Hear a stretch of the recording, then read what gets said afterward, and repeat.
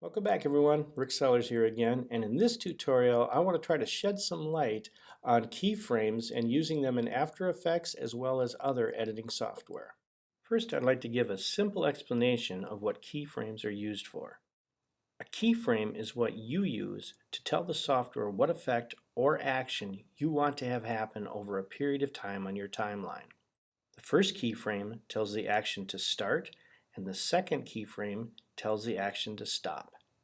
Again, this is its simplest description, but hopefully this tutorial will help it all make sense. So let's get started.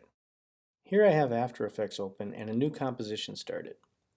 I have already created two layers using the text tool, and I typed my first and last name, one on each layer.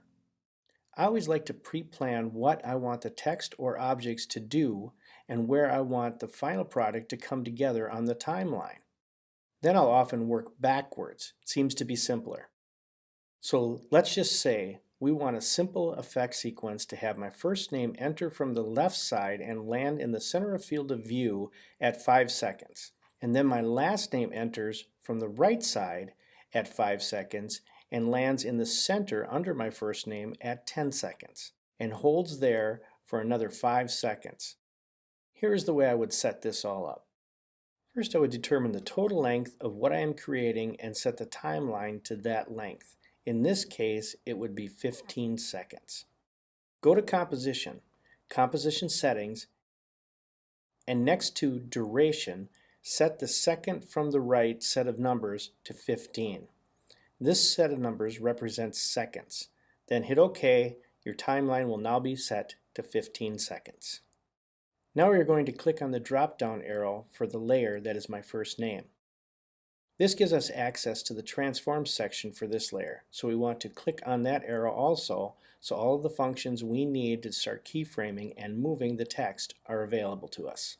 You notice that next to the different functions there is an icon that looks like a stopwatch. This is what we use to start the keyframing process for any effect we want to do. Anything in After Effects with a stopwatch can be keyframed. As we planned earlier, we want my first name to come out from the left and rest in the center at the 5-second point. Sometimes I like to work from the finished product backwards. Let's move our playhead to 5 seconds. Now we will focus on position, so let's make sure that this layer is selected and click the stopwatch for position to turn it on. Notice that a keyframe has been made for you. Now move the playhead back to the beginning and let's grab the first name and drag it off the screen to the left. Notice again a keyframe has been automatically set. Now, keeping with the idea of working backwards, let's set the playhead to the 10-second mark and select the layer with my last name. Now click the arrow that opens the drop down for this layer and click the arrow next to Transform to open it up. Again, with the playhead in the correct position, let's turn on the stopwatch next to Position. A keyframe is set, so we can move the playhead back to the 5-second point and drag my last name off the screen to the right.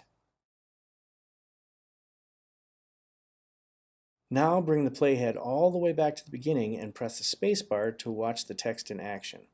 Just remember that you control the keyframes, they don't control you, and that you can apply keyframes to any action or effect that has a stopwatch next to it.